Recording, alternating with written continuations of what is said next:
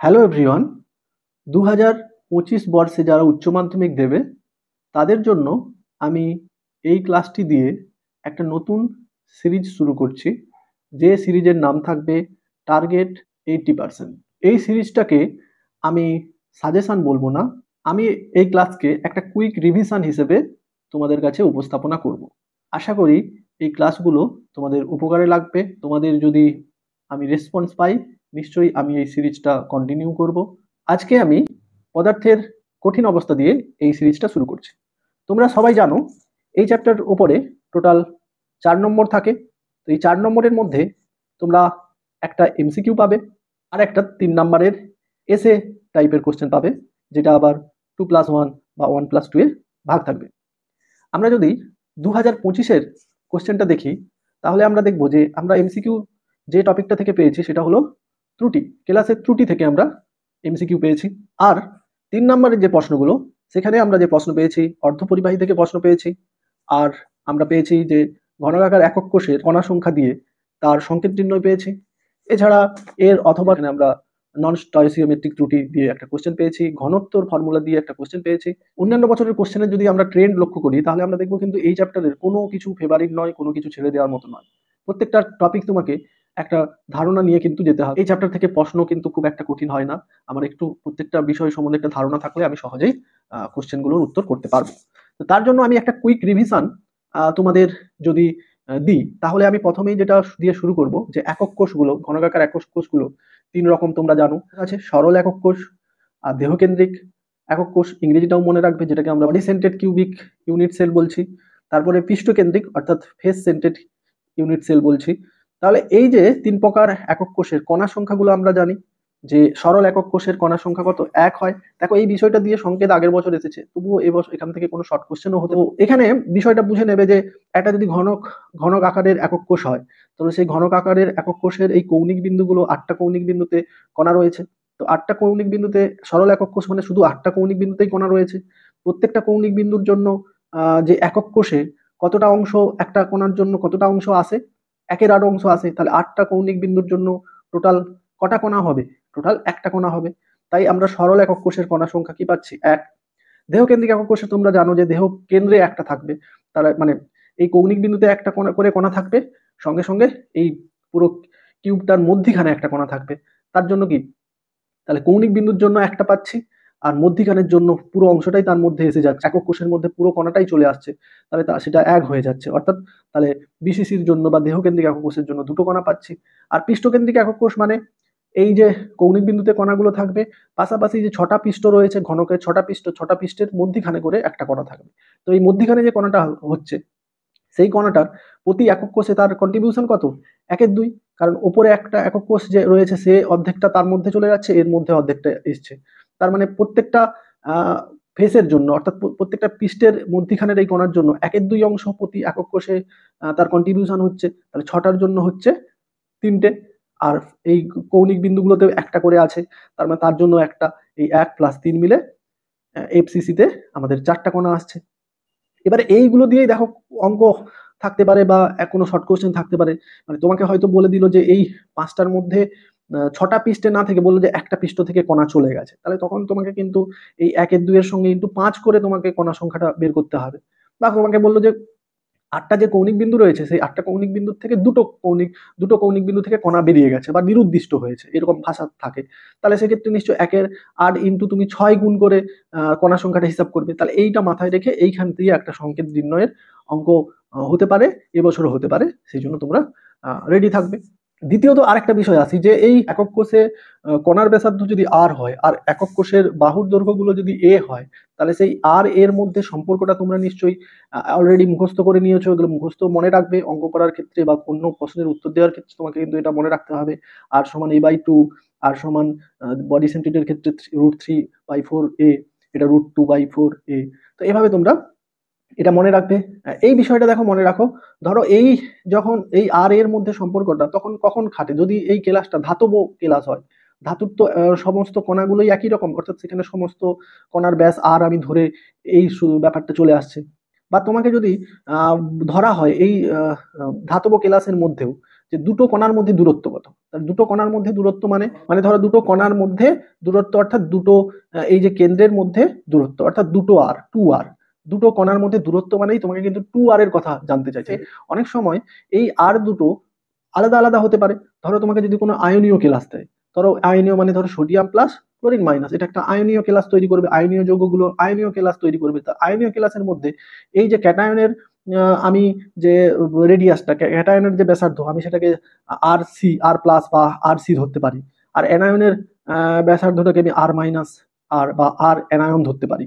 তো আমরা সেক্ষেত্রে 2r-টাকে আমরা কিভাবে লিখবো? এই আয়নীয় কেলাসের মধ্যে দুটো কণার মধ্যে দূরত্ব বলতে বোঝানো হচ্ছে কি ক্যাটায়নের কেন্দ্র থেকে অ্যানায়নের কেন্দ্র পর্যন্ত দূরত্বটা। অর্থাৎ আমাকে জানতে চাইছে যে আর সি ক্যাটায়নের ব্যাসার্ধ প্লাস অ্যানায়নের ব্যাসার্ধ, তাহলে অর্থাৎ সেটাই 2r। তাহলে এখানে 2r সমান কি হচ্ছে? এ। তাহলে এই ক্ষেত্রে একই রকম দেখো, দেহ কেন্দ্রিকের ক্ষেত্রে 2r মানে এখানে 2r ভেবে নাও, এখান থেকে 2 চলে গেলে তাহলে সেই 2r-টাকেই আমি এক্ষেত্রে আর সি প্লাস আর এ ক্যাটায়নের ব্যাসার্ধ প্লাস অ্যানায়নের ব্যাসার্ধ, তাহলে এটা √3/a। তাহলে এইভাবে দেখো তোমরা বিষয়গুলো বুঝে নিতে পারবে। এবার দেখো প্যাকিং দক্ষতাও, এই প্যাকিং দক্ষতার মানগুলো কিন্তু মনে রাখবে। হয়তো প্যাকিং দক্ষতা নির্ণয় আমি দেখাবো এবছর, প্যাকিং দক্ষতা নির্ণয় বা প্যাকিং দক্ষতা কি খুব ইম্পর্টেন্ট আছে এবছরের জন্য। তো আমার এই পার্সেন্টেজ গুলো বা এই যে মানগুলো পার্সেন্টেজ দিয়ে বলতে পারো, এটা দশমিক দিয়ে 100 দিয়ে ভাগ করে বলতে পারো। তো যাই হোক, তো তোমাকে এগুলো কিন্তু মনে রাখতে হবে। বিভিন্ন শর্ট কোশ্চেন তোমাকে যদি ফাঁকা মানে তাহলে একক কোষে কতটা ফাঁকা আছে যদি বের করতে হয়, তাহলে 100 মাইনাস এটা করে তুমি, তাই এই মানগুলো কিন্তু তোমাকে মনে অবশ্যই রাখতে হবে। এবারে দেখো অঙ্কের জন্য আমাদের আরো এবছর ইম্পর্টেন্ট যেটা হয়ে যাচ্ছে সেটা হচ্ছে ঘনত্ব নির্ণয়ের যে ফর্মুলাটা আছে, সেটা কিন্তু তোমাদের খুবই এবছরের জন্য ইম্পর্টেন্ট হচ্ছে। এই কারণে, কারণ ঘনত্ব দিয়ে প্রায় কিন্তু প্রত্যেক বছরই কোশ্চেন আসে। এবছর কিন্তু অল্টারনেটিভলি যে কোশ্চেনটা আছে সেখানে কিন্তু ঘনত্ব দিয়ে অঙ্ক একটা ছিল। যে ঘনত্ব নির্ণয়ের ফর্মুলা পাচ্ছি সেখানে জেড এর মানটা আমি নিশ্চয়ই জানি একক কোষের কণা সংখ্যা, অর্থাৎ এইগুলো কণার সংখ্যা। তোমাকে অঙ্কের মধ্যেই যেখানে হিন্টস থাকবে যে সেখানে কণা সংখ্যাটা মানে একক কোষগুলো কি প্রকৃতির, তাহলে সেই অনুযায়ী জেড এর মান মানে একক কোষের কণা সংখ্যা। অর্থাৎ সেটা সরল একক কোষের ক্ষেত্রে 1 হচ্ছে, দেহকেন্দ্রিক একক কোষের ক্ষেত্রে 2 হচ্ছে, আর পৃষ্ঠকেন্দ্রিক একক কোষের ক্ষেত্রে 4 হচ্ছে। তাহলে সেই হিসেবে দেখো এম এর মান, এম কখনো কখনো তাহলে পারমাণবিক, বেশিরভাগ সময় পারমাণবিক ভরে বোঝায়, কিন্তু যখন আয়নীয় কেলাসের ক্ষেত্রে এমটা কিন্তু ওখানে আণবিক ভরকে বোঝায়। এটা একটু মাথায় রেখো।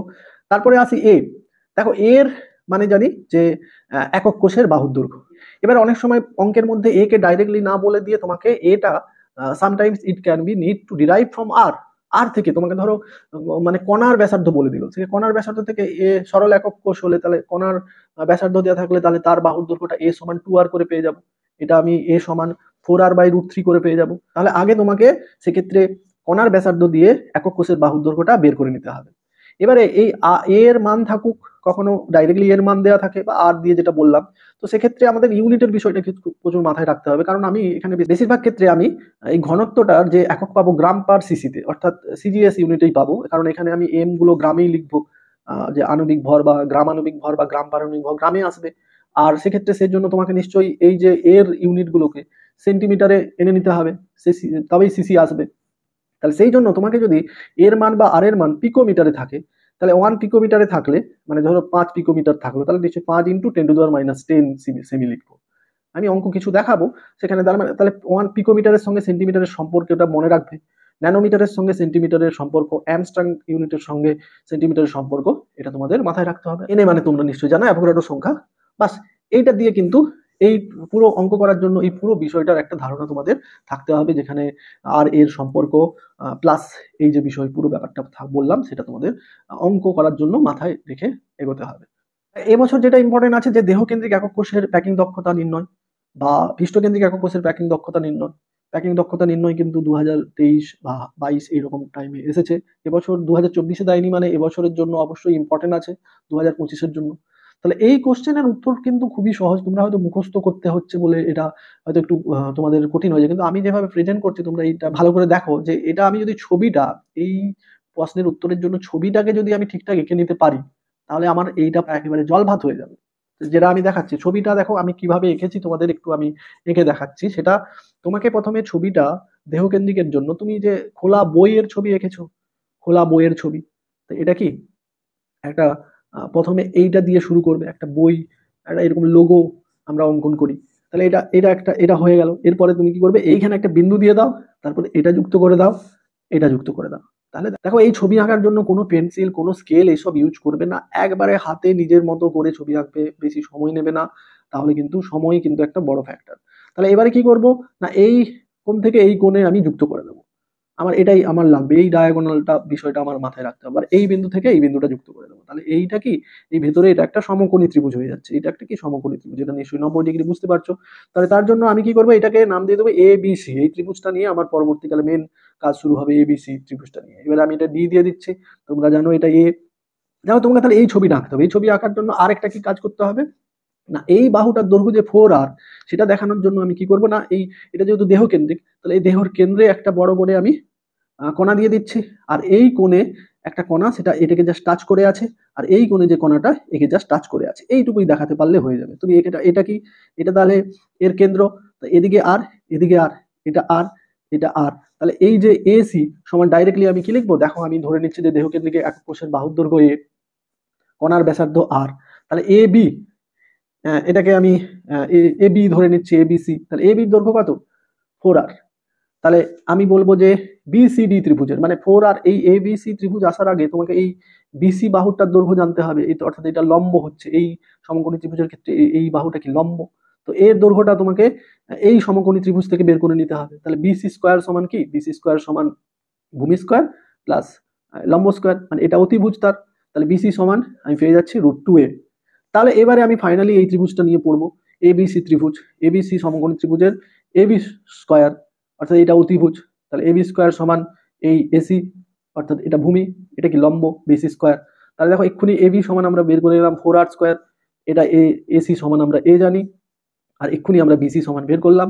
তাহলে করে তুমি দেখো, এখানেই দেখো এ আর এর মধ্যে সম্পর্ক পেয়ে যাচ্ছে, আর সমান √3a/4।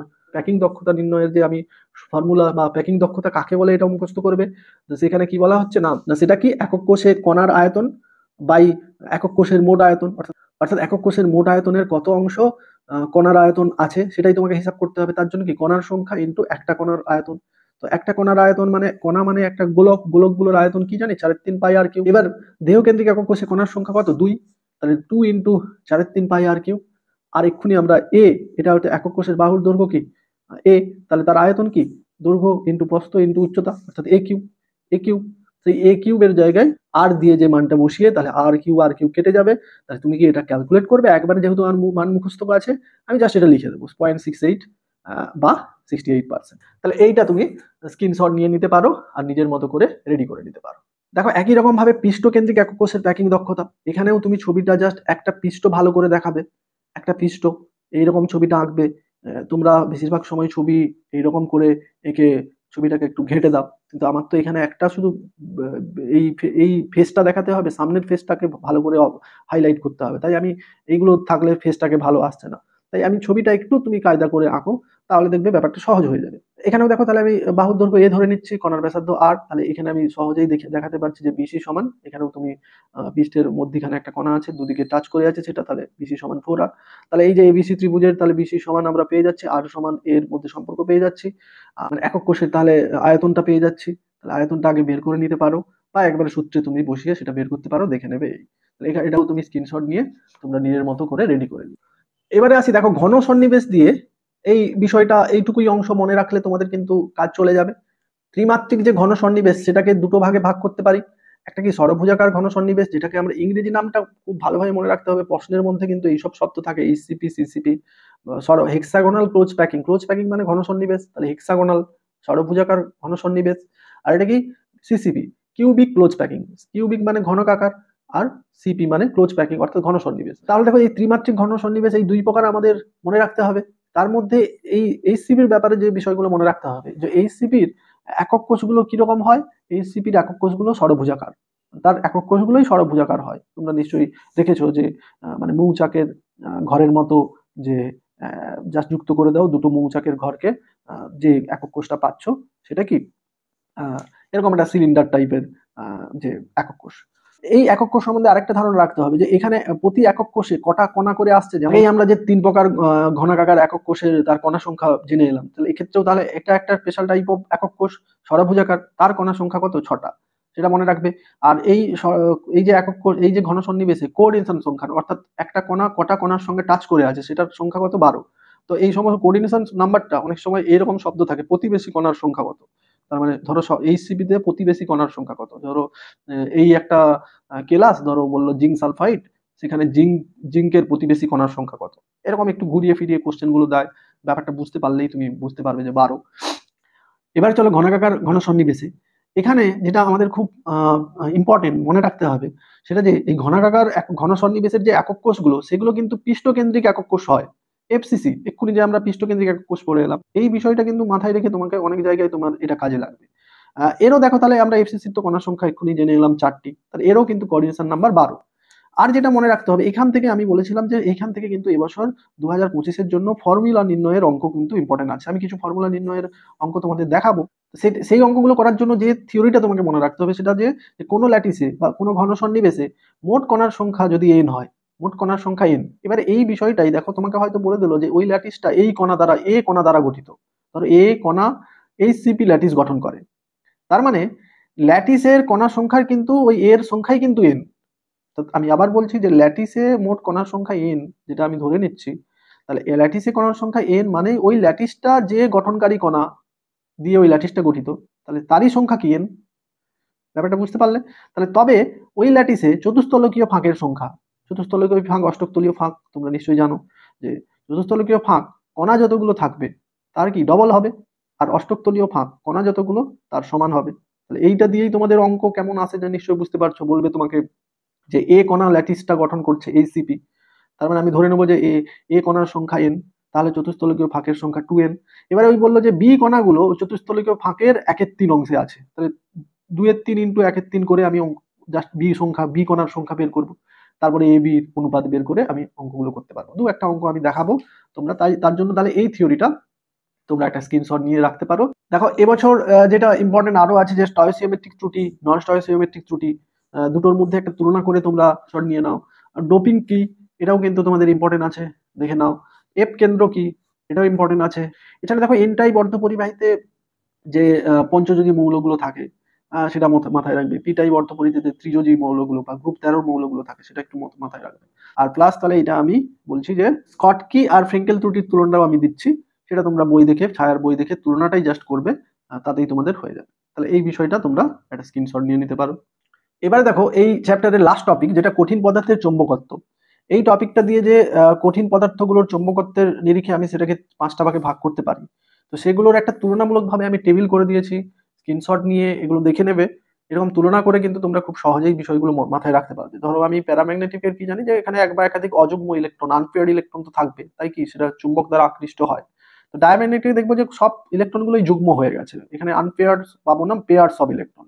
তাহলে আনপেয়ার্ড হওয়ার জন্য কি, সেখানে আমি চুম্বক দ্বারা সে আকৃষ্ট হবে না, বরং বিকর্ষিত হবে। আর চুম্বক ভ্রামক কি হবে, শূন্য হবে। কারণ আমরা যখন চুম্বক ভ্রামকের সূত্র জানি কি, এন রুট ওভার হবে এন প্লাস 2। তাহলে এখানে যেহেতু এন মানে এখানে অযুগ্ম বা বিজোড় ইলেকট্রন সংখ্যা, তাহলে এন এর মান 0 মানে এখানে চুম্বক ভ্রামক কি 0 হয়ে যাবে। তো এখানে দেখো ফেরোম্যাগনেটিক, যেটা সবচাইতে বেশি চুম্বক দ্বারা আকৃষ্ট হয়, কারণ এখানে অনেক বেশি অযুগ্ম ইলেকট্রন আছে, তাই কি চুম্বক ভ্রামকও অনেক বেশি হয়, চুম্বক ধারা প্রবলভাবে আকর্ষিত হয়। আর এমন চুম্বকত্ব এর চুম্বক ভ্রামক আছে যে চুম্বক ক্ষেত্র সরিয়ে নিলেও তার মধ্যে চুম্বকত্ব বজায় থাকবে। এছাড়া দেখো অ্যান্টি ফেরোম্যাগনেটিক কি, এখানেও দেখবো যে অযুগ্ম ইলেকট্রন আছে, তবুও কিন্তু সেটা চুম্বক দ্বারা আকৃষ্ট হয় না বা চুম্বক ভ্রামক শূন্য। তার কারণটা কি, দেখো এইখানে এইরকম মানে ইলেকট্রন গুলো প্রত্যেকটা কণাতে কিভাবে যদি আমি প্রেজেন্ট করি, দেখবো যে যেমন দেখো ফেরোম্যাগনেটিকের সমস্ত সব আনপেয়ার্ড, আর আনপেয়ার্ড অবস্থায় তারা কি একই ওরিয়েন্টেশনে আছে সব। ধরো ঘড়ির কাঁটার দিকে আছে ওরিয়েন্টেশন, আমরা এস জানি, প্লাস হাফ মাইনাস হাফ, এখানে দেখো সব প্লাস হাফে আছে ধরো। কিন্তু এখানে দেখবো একটা প্লাস হাফে আছে, একটা মাইনাস হাফে আছে, প্লাস হাফে আছে, মাইনাস, মানে কি এইরকম এরা আনপেয়ার থাকলেও দুটো পাশাপাশি যে আনপেয়ার ইলেকট্রন, তাদের ওরিয়েন্টেশন বিপরীত বলে তাদের দেখো তারা সেটা পরস্পর কাটাকাটি হয়ে কি প্লাস হাফ মাইনাস হাফ হয়ে কি তাদের যে চুম্বক ভ্রামক কি 0 হয়ে যাচ্ছে। তাহলে এই জন্যই হচ্ছে যে এখানে অযুগ্ম ইলেকট্রন তো আছে, কিন্তু চুম্বক ভ্রামক শূন্য হয়ে যাচ্ছে। কিছু উদাহরণ মুখস্থ করে নেবে এর জন্য। আর দেখো ফেরিম্যাগনেটিক, এখানেও দেখো অযুগ্ম ইলেকট্রন অনেক আছে, তা সত্ত্বেও চুম্বক ভ্রামক কিন্তু অতটা বেশি নয়। চুম্বক ভ্রামক এখানে 0 নয়, চুম্বক ভ্রামক আছে কিন্তু অতটা বেশি নয়। যে তুলনায় অযুগ্ম ইলেকট্রন আছে সে তুলনায় চুম্বক ভ্রামক নেই। এর জন্য একটা উদাহরণ মুখস্থ করবে। আর দেখো এখানে কি ব্যাপারটা হয়েছে, কিছু তো অযুগ্ম ইলেকট্রন আছেই, একই ওরিয়েন্টেশনে আছে, কিন্তু মাঝে মধ্যে দু একটা ইলেকট্রন বিপরীত ওরিয়েন্টেশনে থাকার জন্য, তাহলে সেই বিপরীত ওরিয়েন্টেশনটা থাকার জন্য পাশের যে উল্টো দিকে যে ইলেকট্রনটা আছে ওরিয়েন্টেশনে, সেই দুটো ওরিয়েন্টেশন কি পাস, এখানে কি এফেক্টিভলি হয়তো তিনটে বিজোড় ইলেকট্রন, কিন্তু এর ওরিয়েন্টেশন এটা প্লাস হাফ মাইনাস হাফ হয়ে জিরো হয়ে যাচ্ছে, তাহলে শুধু তিনটে থাকা সত্ত্বেও দেখো শুধু দুটোর জন্য আমি চুম্বক ভ্রামক পাচ্ছি। তা সেই জন্য কি বিজোড় ইলেকট্রন থাকা সত্ত্বেও, অনেক থাকা সত্ত্বেও তার চুম্বক ভ্রামক কি হয়, কম হয়। তাহলে দেখো এই যে পুরো বিষয়টার উপরে আমি একটা থিওরিটিক্যাল ভাবে তোমাদের একটা রিভিশন দিয়ে দিলাম। এবারে তোমাদের খুব ইম্পর্টেন্ট যেটা মন দিয়ে শোনো, যে আমি এই পুরো বিষয়গুলোর একটা পিডিএফ, যারা নিশ্চয়ই ভিডিওটা শেষ পর্যন্ত দেখছো তারা পিডিএফটা পেয়ে যাবে। তো পিডিএফ এ আমি কি দিয়েছি না, এই থিওরিগুলো দিয়েছি, পাশাপাশি আমি প্রত্যেকটা থিওরির উপরে কিছু স্যাম্পল ম্যাথমেটিক্যাল প্রবলেম, কিছু কোশ্চেনের সলভ, এমসিকিউ কোশ্চেন অ্যান্সার, সেগুলো দিয়ে আমি একটা পিডিএফ করে এই ভিডিও ডেসক্রিপশনে তোমরা সেই পিডিএফটা ডাউনলোড করে লিঙ্ক পেয়ে যাবে। তো সেগুলো ডাউনলোড করে তোমাদের মতো করে এই চ্যাপ্টারটা একবার প্রিপারেশন নিয়ে নাও। আশা করি এইচএসে এখান থেকে 4-এর 4 তোমরা আনতে পারবে। তো এই উইশটা রেখে আমি আপাতত এই আজকের এই রিভিশন ক্লাসটা শেষ করছি। পরের ক্লাসও আমি খুব শীঘ্রই আনবো যদি তোমাদের রেসপন্স ভালো আসে। Okay, God bless you all, thanks for watching.